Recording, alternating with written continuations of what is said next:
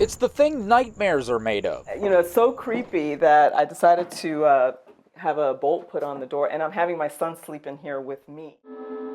I know that the paranormal is real.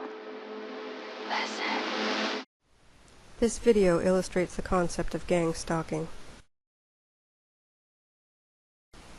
Gang stalking is also known as vigilante stalking or cause stalking, and it involves using several different individuals and vehicles to give a person the message that they are being stalked, yet not give them the ability to identify a single perpetrator.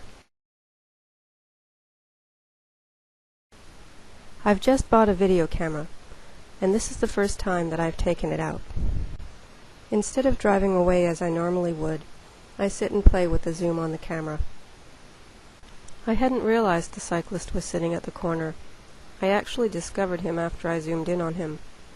So I decided to sit and keep filming. This is something the stalkers didn't expect me to do. Notice the hand movements here. The guy lifts up his hands, points at the car that's approaching. His hands go back down again, and then he leans towards the car. Also, notice that the white car is missing a hubcap. This is important because the car will be coming back. You may have noticed that I've altered the video slightly. I've inserted still images to illustrate certain points a little more easily. As the ladies approach the corner, there's no indication that they know the guy until they get close to him.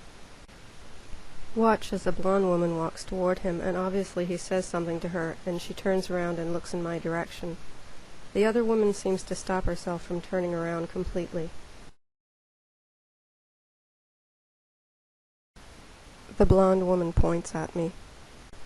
Watch now as the guy on the bike signals someone else. He looks at his wrist as though looking at the time, then turns his palms upward as if to say, "I don't know what's going on." This is just before a cyclist and a car come by.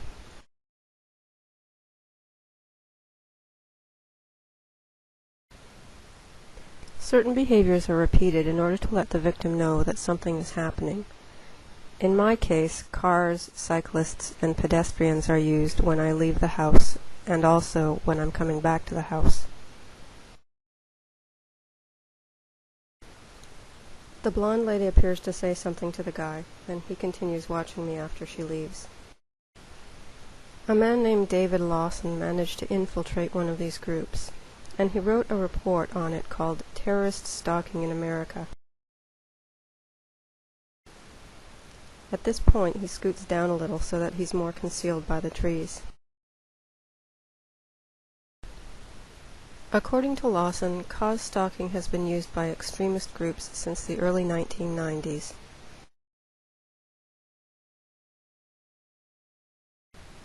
This gives the viewer a reminder of how far away the cyclist actually is.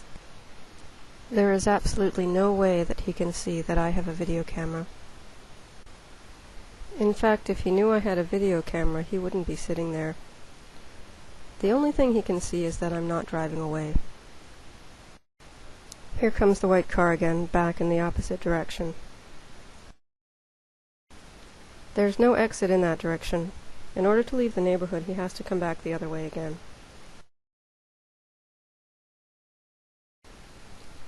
According to David Lawson, the people who are involved in gang stalking are often not employed, which gives them the ability to follow a person at any time of day.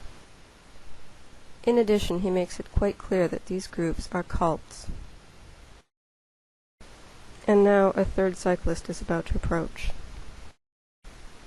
And as soon as he comes around the corner, he looks at me, and keeps watching me the entire time. After he gets on his bike, he actually rides up the wrong side of the street. It looks like he's trying to figure out what I'm doing. At the end of this video, you'll see a picture of what I looked like to them. Lawson says that when stalking groups move into a neighborhood, there is an increase in the number of break-ins, noise, and it will become a high-traffic area. And now a fourth cyclist is about to approach. And here comes the same white car a third time. The basic system is alleged to have been developed by the Ku Klux Klan and refined through years of use. The primary characteristic of cause stalking is that it is done by large groups of people. A target will always be followed, but he is unlikely to see the same stalkers very often. The cyclist has now left. I've blurred the video here on purpose to protect the child's identity. And I lowered the camera when a second child came by. 2 more cars are about to approach. That's 7 cars, 4 cyclists, and 3 pedestrians, not including the kids, on a Tuesday afternoon, within a 5-minute period. This is a picture of my car taken from where the cyclist was sitting. It's very obvious from this perspective that there's no way he could have seen that I was filming.